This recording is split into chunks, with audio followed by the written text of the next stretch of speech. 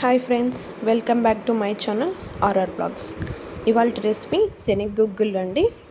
ఎలా తయారు చేసుకోవాలో చూసేద్దాం. ముందుగా తెల్ల గుగ్గులు తీసుకున్నానండి నేను. అవి మనం ఈవినింగ్ స్నాక్స్లా చేసుకోవాలంటే మధ్యాహ్నం ఒక 12 గంటలకు అలాగా నానబెట్టేసుకుంటే సరిపోతుంది. ఒక 3 to 4 hours నానిపోతాయి.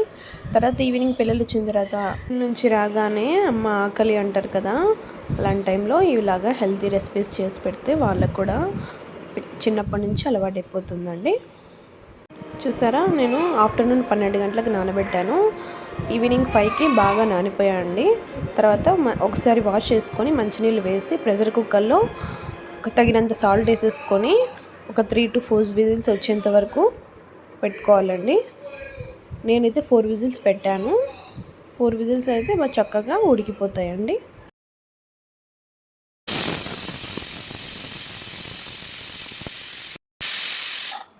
ఇలా 4 విజిల్స్ వచ్చిన తర్వాత ఎయిర్ అంతా వెళ్ళినాక మూత తీసి చూడండి గుగ్గిళ్ళు అనేవి ఉడికాయ లేదా అని ఇలా ప్రెస్ చేస్తే మనకి సాఫ్ట్గా అయిపోతాయి.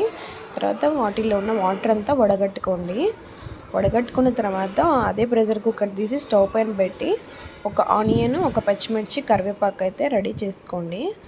ఆయిల్ హీట్ అయిన తర్వాత గింజలు, ఎర్రగడ్డ, పచ్చిమిరపకాయ, కరివేపాకు ఈ 3 వేసి బాగా ఫ్రై అవ్వాలండి. కొద్దిగా ఫ్రై అయిన తర్వాత 1/2 టీ స్పూన్ పసుపు వేసేసి కలబెట్టేయండి. వేగిన తర్వాత మనం ఉడకబెట్టిన గుగ్గిళ్ళన్నీ దాంట్లో వేసి బాగా కలిపేయడమే అండి. ఒకవేళ మీకు సాల్ట్ అనేది సరిపోకపోతే కొద్దిగా సాల్ట్ యాడ్ చేసుకొని కలబెట్టేసుకోవచ్చు. అంతేనండి, ఎంతో హెల్తీగా టేస్టీగా శనగ గుగ్గిళ్ళు అనేది రెడీ అయిపోయాయి. మీరు కూడా ఒకసారి ట్రై చేయండి. నచ్చితే లైక్ కొట్టండి, సబ్స్క్రైబ్ చేయండి. Thank you for watching.